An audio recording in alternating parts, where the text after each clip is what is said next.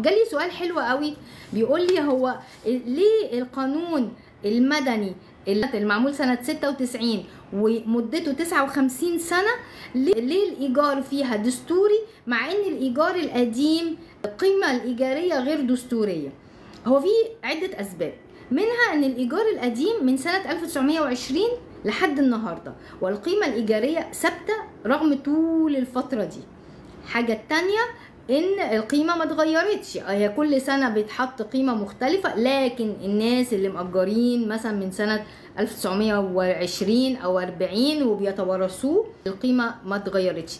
الحاجه التانية ان ما اترفعش قضيه في الدستوريه خاصه بعقود الايجار المدني ال 59 سنه، يعني احتمال لو اترفع عليهم قضيه احتمال الدستوريه تقول انه عدم دستوري، واحتمال تقول لا دستوري لانه الفتره الزمنيه اللي مقرر ليها عقود الايجار دي يعني قريبه ومحتمله، مسموح يعني تشوف المحكمه تشوف ان هو امر دستوري.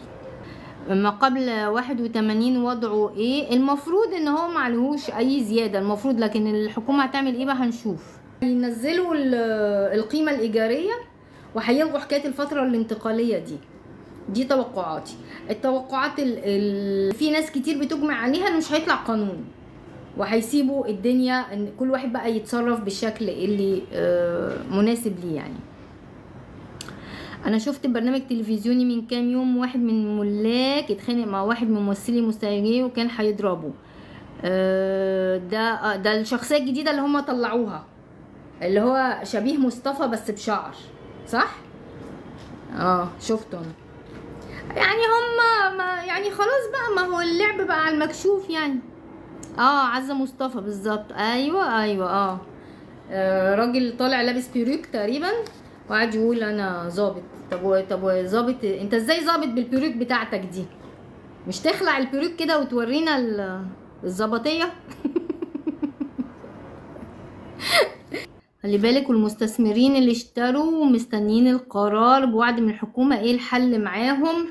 لا، ايه الحل معاهم؟ انت متخيل انت تعالى نعملها كده على نطاق صغير، حضرتك جايب ضيف في بيتك ومراتك قالت لك انا مش عايزه الضيف ده، يعني وانت جبته ودخلته، متخيل شكل العزومه هيبقى شكلها ايه والقعده شكلها ايه؟ استحاله الراجل ده ولا يبني ولا يعمر ولا يستمر، ولا هيبقى قاعد قلقان. الست دي حطت لي حاجه في الاكل، هتطلع علينا تضربنا، هتحدف لنا حاجه، هتكلم البوليس، فاهم؟ لا ازاي مستثمر ايه اللي هيجي في الجو عامل كده ده؟ ما هو ده اللي احنا بنقوله. فعلا المستثمرين اللي اشتروا مستنيين القرار بوعد من الحكومة. ايه الحل معاهم؟ مفيش قانون اصلا. لا ده احنا القانون في مصر من اقوى يعني القوانين في العالم.